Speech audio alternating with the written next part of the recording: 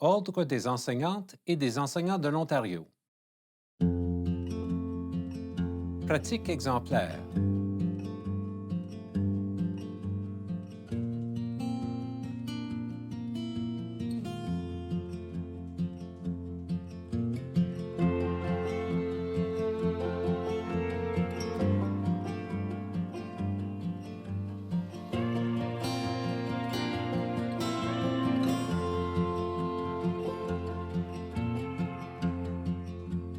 Si l'on crée des conditions gagnantes, les élèves et les étudiants sont capables de grandes choses, des choses auxquelles on ne peut même pas rêver.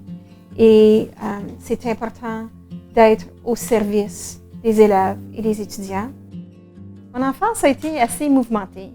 Mon père était éducateur dans le système d'éducation de langue française dans les années 70. C'était vraiment un moment assez clé au niveau de mon éducation parce qu'on a pu voir de près les luttes pour le droit à l'éducation de langue française. Par le temps que je suis partie aux études doctorales en l'an 2000, je gardais contact avec mes premiers élèves que j'avais rencontrés en 1988 et mes élèves à l'école secondaire Marc Garneau se dirigeaient vers les études postsecondaires.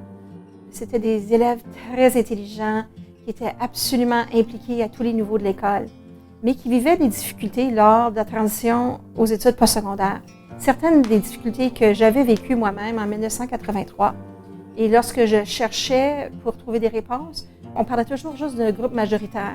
Pourtant, ça n'expliquait pas cette réalité-là de partir d'une petite école vers une grande université ou de la situation d'être francophone en contexte minoritaire.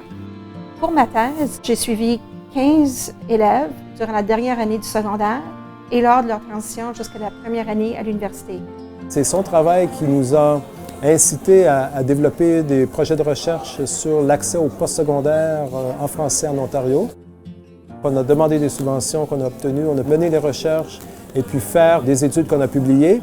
Et au moment de publier ces études-là, on a organisé un symposium et, avec des chercheurs qui avaient d'autres données de recherche. Et c'est le résultat de ce symposium-là qui est publié dans le livre qu'on vient de lancer ce soir. J'ai pas encore les réponses, mais tranquillement, on peut poser des questions. Parce que c'est pas qu'on veut corriger quelque chose, mais on veut encourager les gens à y réfléchir et de trouver leur solution et leur place dans ce casse-tête-là. Sylvie est passionnée par l'éducation, de ce que je comprends du moins.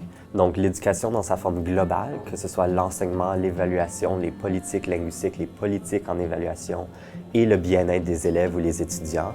Sylvie est une personne très approchable qui va venir nous aider ou nous donner de l'appui dans tous nos projets. Pour moi, Sylvie, c'est certainement une mentor exceptionnelle. C'est quelqu'un qui représente pour moi une personne très importante dans ma vie. Elle tient vraiment à cœur le bien-être de ses étudiants. C'est quelqu'un qui a, en plus de toutes ces choses-là, un incroyable bagage de connaissances et d'expérience qu'elle partage avec tout le monde. De mon père, j'ai appris d'être un enseignant qui entre en relation avec les gens autour de lui pour créer les meilleures conditions pour l'élève. Si on le fait avec la meilleure intention pour l'élève, on ne peut pas faire de mauvaises décisions.